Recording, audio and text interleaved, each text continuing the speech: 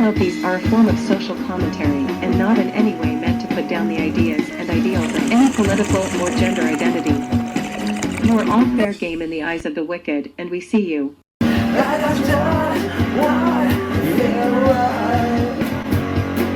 It just feels like the world is like a ride at an amusement park, and when you choose to go on it, you think it's real, because that's how powerful our minds are. And the ride goes up and down and round and round. It has thrills and chills, and it's very brightly colored, and it's very loud, and it's fun for a while. Some people have been on the ride for a long time, and they begin to question, is this real, or is this just a ride? And other people have remembered, and they come back to us, and they say, hey, don't worry, don't be afraid, ever, because this is just a ride. Gentlemen, this is Democracy Manifest. Have a look at, see that chap over there? Take your hand off my penis! The Deputy Secretary, Deputy Secretary, Deputy Secretary. This guy is fucking stupid!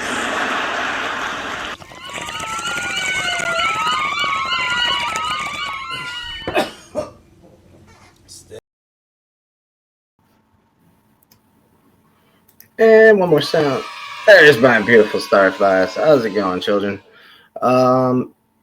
Yep, today is the 4th of January. So, all right. So we're 4 days into this new year. It seems like every day this year we've already gotten some sort of stupid, it's just showing that we're not off to a good start. We're hearing the same shit that we heard last year. The moment I heard that Trump was spending the entire New Year's just bitching and moaning, I'm like, okay, so we're not getting a better year. All right. So it's pretty obvious this year is gonna suck. And hopefully John Oliver blows it up like he used to, because I just have a bad feeling. I mean, last year I really didn't think we can get any lower, but there's always another level.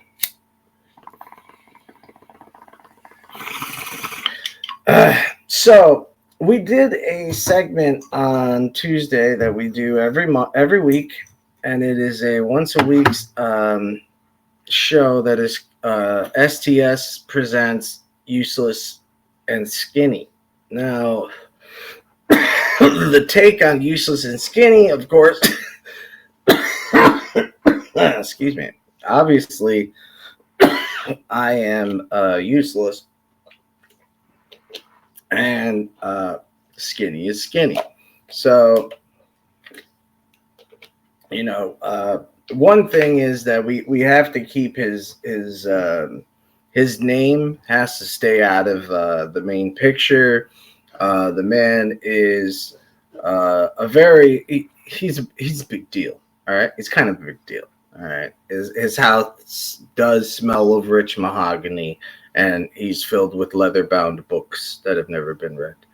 So I just try to give him some sort of anonymity, so that way he doesn't have to worry about the hate mail and all the stuff that I get from you guys, which I absolutely love. I get a fucking rush out of Schadenfreude, and I get a bigger rush from dumbass Dunning-Kruger affected type people. So he gives me a certain level of restraint that I don't get anywhere else, I like having Skinny on because he will correct me if I'm wrong, or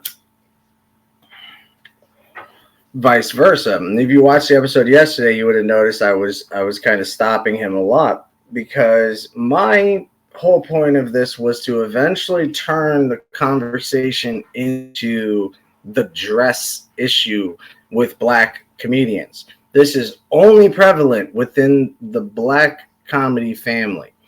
It's a weird pseudo tradition that is trying to tell actors, especially actors of color, that they have to degrade themselves into wearing a dress. It's like some sort of weird passing of the torch. It's some sort of strange Arrested Development, but at the same time, it's like a ritualistic thing. And it is just brutal. Now, the dress issue came along I want to say around the time where Katt Williams was mentioning his beef with Kevin Hart. Kevin Hart had made that whole thing about, they talked to him about the dress, and he said that everyone should have boundaries, and he has yet to see someone cross his boundary. And then went off on, no, I ain't gonna do a dress. But he didn't necessarily say that he would never do a dress. He just said it wasn't what he was feeling. And so I want you to hear Kevin Hart's response, or Katt Williams' reaction to that, because I think it's pretty dead on. So let's just listen to what Katt Williams has to say about Kevin Hart. Oh, what just happened? One moment. I'm sorry about that. I really got to learn to share the videos first, so that way you guys can actually see them. That would make sense, but yeah, we live in a material world, and I'm a material girl or boy, whatever. Kevin doesn't have to worry about what people are going to say about him wearing a dress because of the long line of dress wearing people before him. Definitely haven't ran into to put on the dress. I mean, you have to have boundaries. You have to have limits that you refuse to cross. Wow. I don't think anyone saw this one coming. Katt Williams is finally setting the record straight on his long-standing feud with Kevin Hart, and it looks like Katt's main issue is Kevin selling out his soul for fame. Let's not talk about Kevin Hart no more, or y'all get me riled up and I go over somewhere and go to jail for knocking the soul out of his plane. Katt's beef with Kevin stretches back years, and Katt previously hinted that Kevin sold his soul by stepping over his principles to get to that next level of fame. And while Kevin fired back accusing Katt of blaming Hollywood for his personal issues, Katt refused to back down, and he now let's give some context to this. Now, we have seen this before. I've mentioned this tons of times, and I don't care. I'm gonna say it again. I told you guys a story about Sammy Davis Jr., Martin Luther King, and Sam Cooke, one of the best Motown singers of all time, pillar in the black music community, written fucking amazing songs. And so Sam Cooke, during his later years of his career, he wanted more change, and he wanted to help address that change. And a true patriot confronts their government and says, this is wrong and we need to do it this way because that's the only way to be human. And so Katt Williams calling out Kevin Hart for the dressing issue. Now, we remember, Dave Chappelle going on Oprah and finding a dress in his dressing room. And then we can go back, and of course you can look at all the black comedians that have had to suffer that dress issue. They have to do the dress for them to jump up to the next level. And it is only prevalent in black comedy. No white comedian has to do that because, look at any Monty Python sketch. Look at men make women jokes all the time being women. And it doesn't necessarily mean anything bad, but when you have someone that simply does not want to do it, you just don't make them do it. I mean, I'm as liberal as they come, but I will never force my point of view on anybody. So it just it really depends. And I think Katt Williams did suffer a lot of kickback from the movie production companies, from the very people that originally supported him. It turned into something that it shouldn't have had to be. And it got to the point where he's even asking, can you guys just not even bring up Kevin Hart because you're just pissing me off now? So would you consider, when you consider that, Sammy Davis Jr. had called Sam Cooke telling him to tell Martin Luther King to knock the shit off and to just play ball with the white man. And, they both end up dead.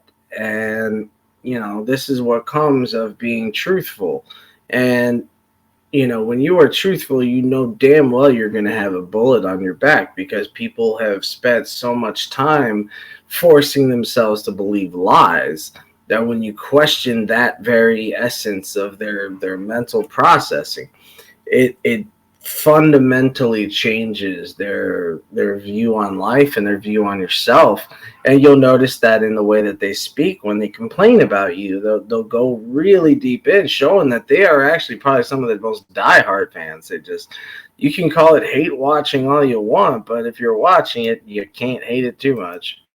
He's now setting the record straight on why he thinks Kevin will literally do anything for success. So what exactly did Katt say about Kevin selling his soul?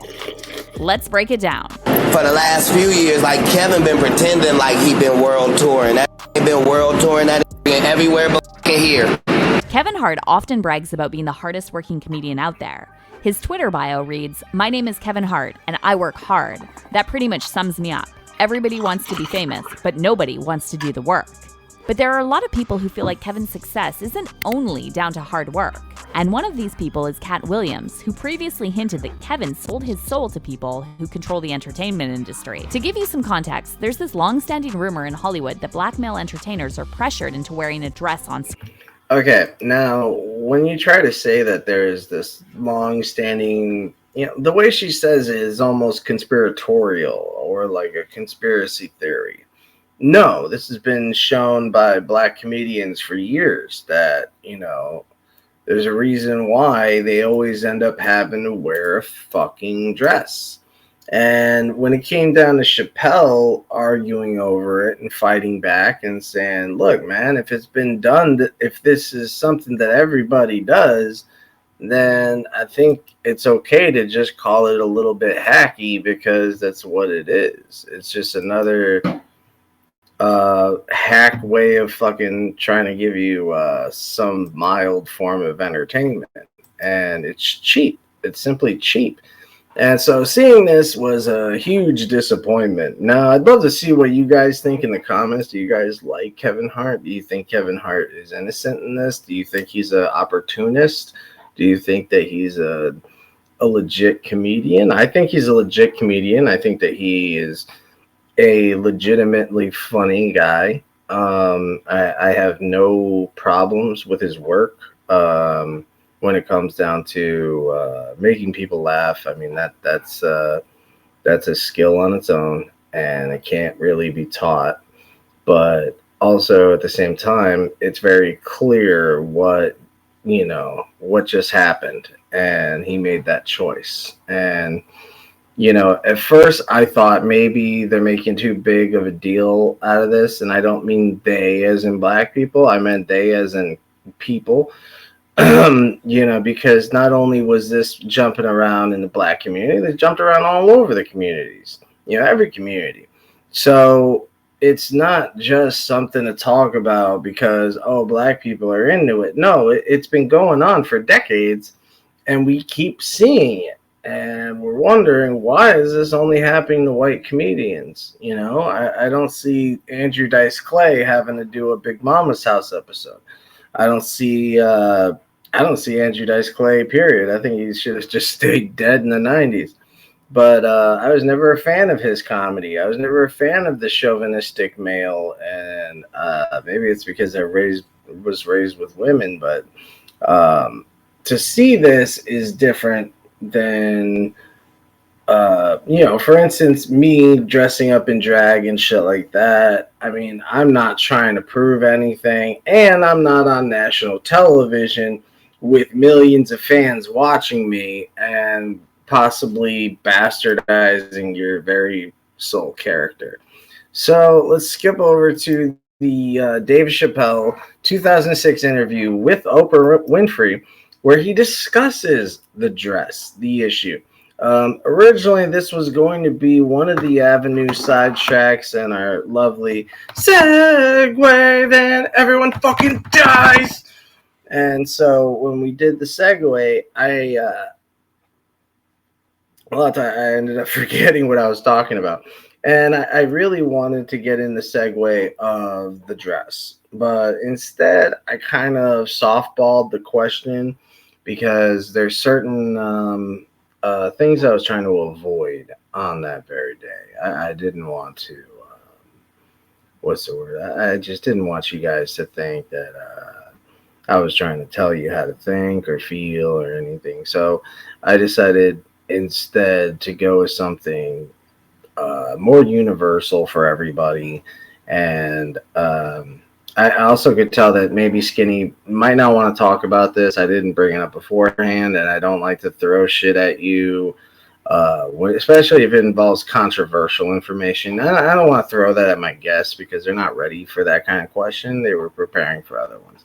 So this was something that I highly wanted to cover because it's not a matter of one guy, two guys. This is a matter of, an entire century of a couple centuries of filming. And this was his perfect response to why he wanted to walk away. Play out in front of me. Okay. When you say you heard the stories, what do you mean? What stories? I mean, you see it before. Look, Mariah Carey made a $100 million deal, and 3 months later, she's all of a sudden mysteriously crazy. Or Martin Lawrence punches through, and he's waving a gun on the street, screaming, "They're trying to kill me." Yeah, we hear those stories. And it always happens around the time of their career where it seems as though they're crossing over the next plateau. Yeah. Dave explained that he was being pushed to create sketches that were intended to make people laugh at him and not.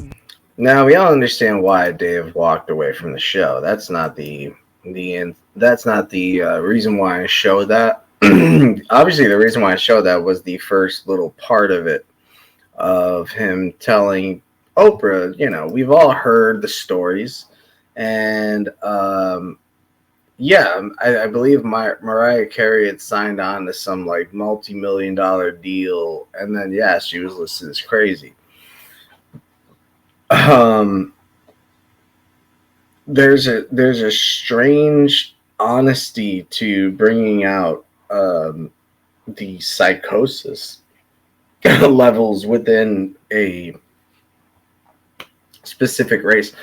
And so a lot of like the Boondocks, they make fun of it and they say black people are crazy, but I'm starting to worry that secret's getting out. And it's like, yeah, it's all right, Huey.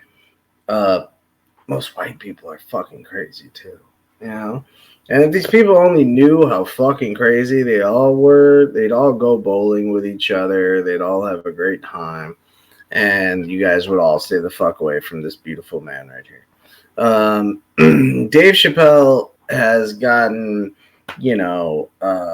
hate mail after hate mail, cancellation after bogus cancellation. You got to remember, this is a guy that walked away from, what was it, some $5 million, $50 million or some shit like that, maybe 500, and he said no to that shit. Who says no to that shit? A guy that's very unhappy. All right, you could say, oh, a stupid person. No, that's a person that said no and they don't have a pot to piss in.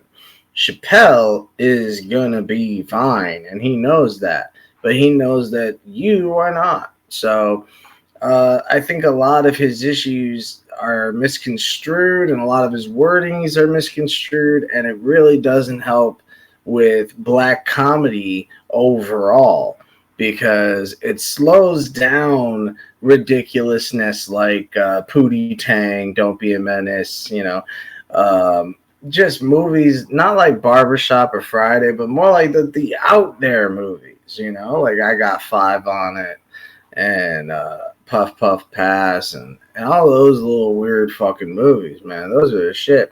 And we owe it all to Half Baked. Half Baked taught us that we can make a stoner flick where the stoners are not so goddamn useless they fuck everything up.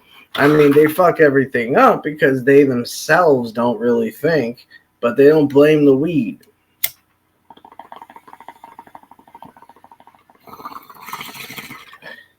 And to me, the movies and pot are just like the movies and murderers, psychos in films. Remember the line in Scream, movies don't create psychos. Movies make psychos more creative. Now, that's pretty much the same deal we get with drugs, but marijuana is not a drug, dude. It's just a nice little herb that's gonna chill you the fuck out.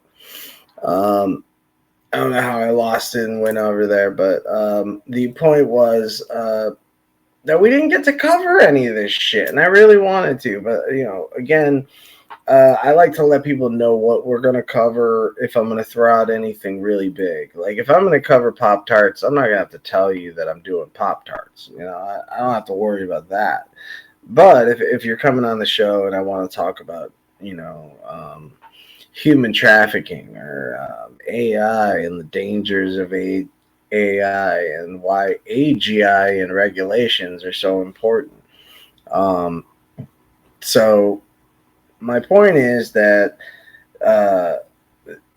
there's enough evidence from enough comedians to say that this has happened. And there's enough anecdotal evidence to fool, or not to fool, but to get the opinion, or at least get on the side, or get the morons to jump on the right side, because the shit that I think that Dave Chappelle does is pushing the envelope for everyone, and whether you like it or not.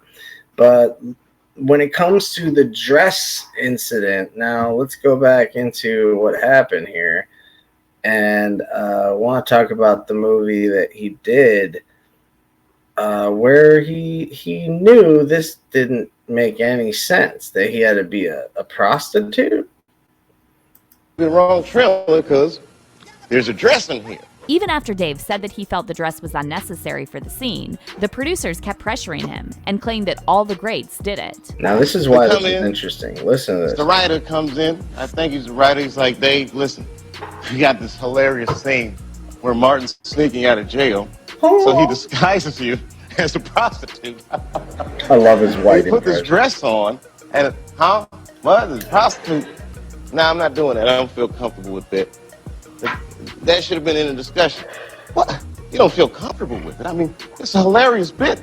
All the greats have done it. So, well, if all the greats have done it, it's kind of hacky, right? You're right. So why don't we just not do it? Because I don't feel comfortable wearing a dress. Correct, Dan. Correct response. You got it all set up. We're supposed to shoot. Every minute you waste costs this much money. The pressure comes in. According to Dave, the producers had 2 versions of the scene ready in case he refused to put on a dress. And they only left him alone once they realized they couldn't wear him down. Now the producers come on, David would be so great. I mean, and then I started thinking about it. All the comics that I've seen, man, strong brothers, why they be putting us in these dresses? But the minute it was clear, I was adamant, I'm not wearing a dress, I'm not wearing the dress. All right, fine.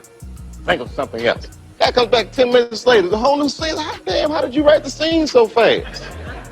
By the way, Dave also explained... Okay, so right there, they're going to interrupt him, but right there, I think that's a huge telltale sign of what they wanted in the first place.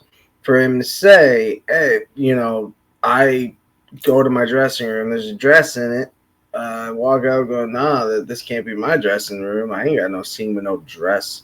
And then, the whole prostitute conversation. And he's right. It should have ended with, no, that wasn't in the script. Let's just stick to what was in the fucking script. And then all the greats have done it. Well, if all the greats have done it, then it's fucking hacky. There's not one piece of speech on that. There's not one word on there where Dave Chappelle doesn't come off as anything but a honest fan, of not only comedy but writing in itself, knowing what is hacky and shit. So the dress being worn by Kevin Hart. This is where I want y'all to come in. If any of y'all see this, I really want to know, what do y'all think about the dress issue? Like, I really like y'all to jump in right now. Like, how about I try to throw this in there? I'll throw it in the chat box real quick. What do you think about the dress issue? Now, the reason why I find this so intriguing is because, the simple fact,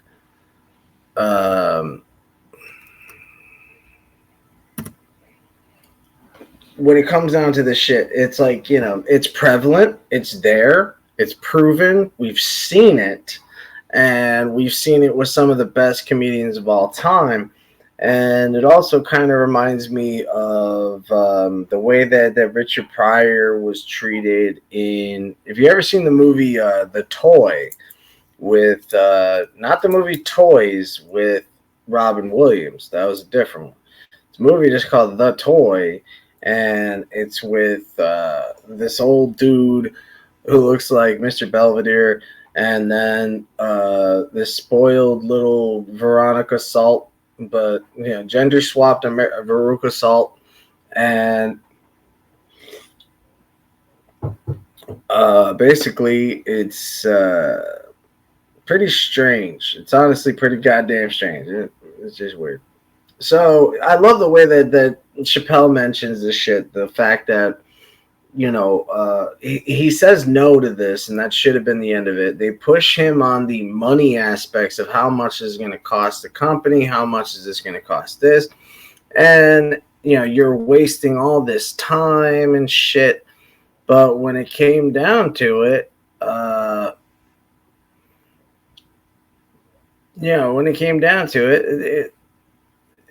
the guy went through it. It's weird. All right, let's finish the video and then we'll go ahead and finish. Not the dress itself that's humiliating, and this is more about celebs being pushed to see if they're willing to do whatever they're told.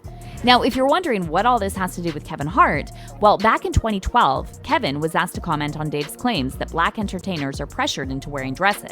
Kevin laughed off Dave's comments, and though he didn't explicitly say he would never put on a dress for a role, he did say he would never step over his personal boundaries. Accused him of being a sellout.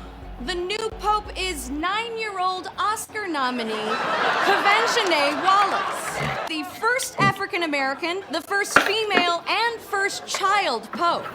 And it's not that Kevin wasn't successful before this skit. However, he certainly wasn't filling out stadiums and getting leading roles in big-budget productions. Of course, this could all just be a coincidence, and many fans believe that the whole dress thing is just another conspiracy theory. However, if you ask Katt Williams, all conspiracies come from somewhere. There aren't that many conspiracy theories anymore, because we found out that all conspiracy theories, there's a nugget of truth in there. It came from somewhere. That's where it became a theory.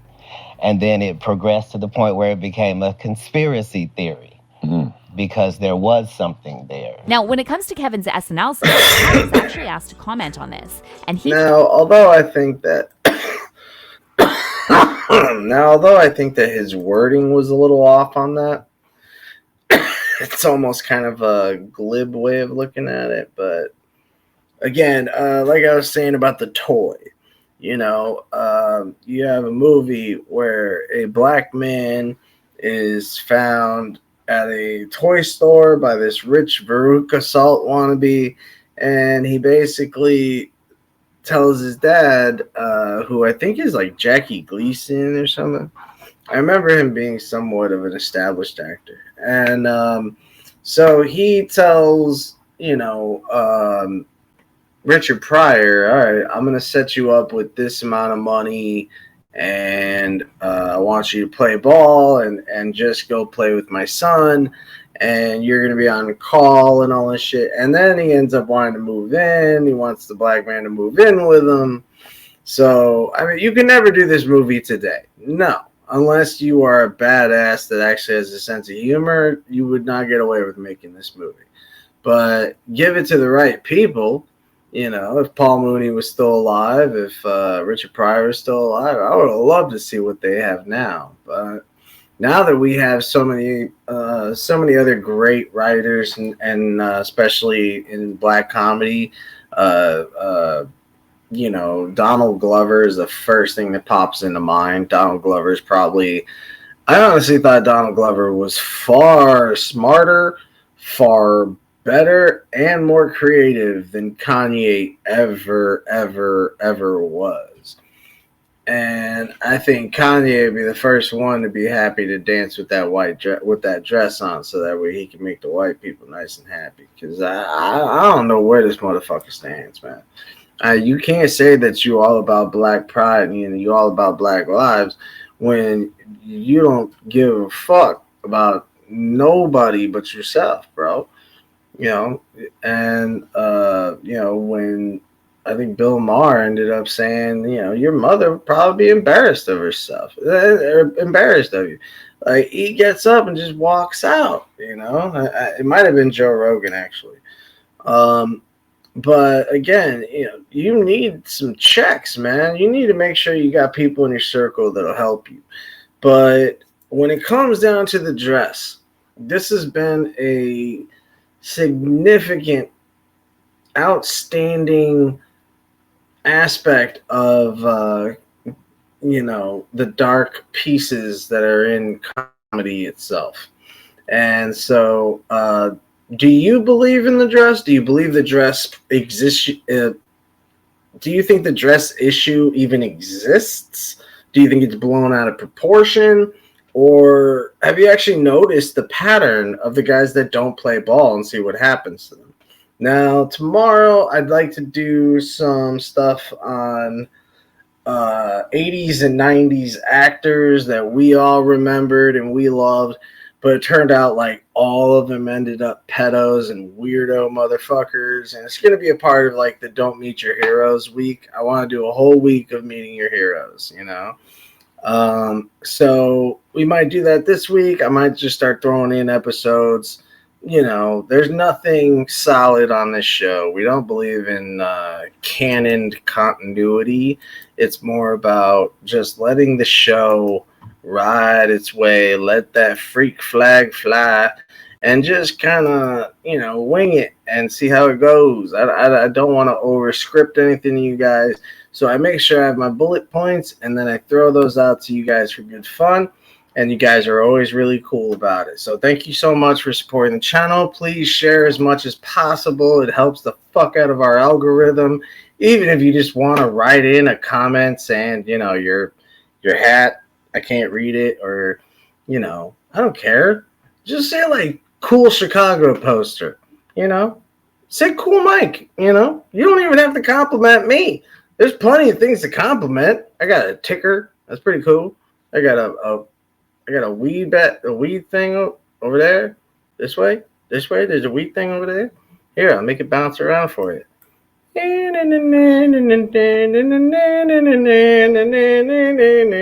right, cool. Now you got his own fucking time. All right. Love you guys. That's my time. Stay safe. Stay yourself. Stay free. Share the post. And I'll see you on the other side. Most of all, please stay cheesy, my friends. Just stay cheesy. These movies are a form of social commentary and not in any way meant to put down the ideas and ideals of any political or gender identity. You are all fair game in the eyes of the wicked, and we see you.